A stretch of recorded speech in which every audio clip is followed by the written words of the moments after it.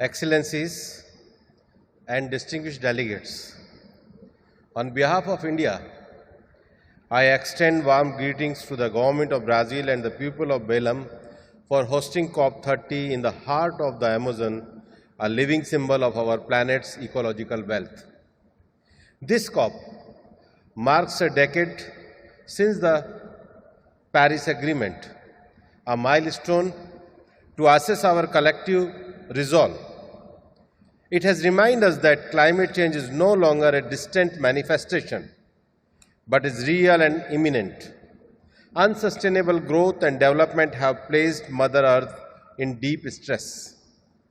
Under the visionary leadership of Prime Minister Shri Narendra Modi, India has demonstrated successfully that development and environmental stewardship can advance in tandem. India's emission intensity has declined by over 36% since 2005.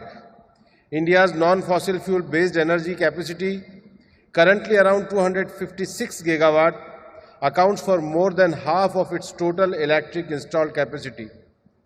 An NDC target achieved 5 years ahead of this schedule. Initiatives such as the International Solar Alliance and Global Biofuel Alliance have become global platform for performing affordable and clean energy. Our newly launched nuclear mission and green hydrogen mission further accelerate our journey towards net zero by 2070. We shall be declaring our revised NDCs till 2035 and also the first biennial transparency report.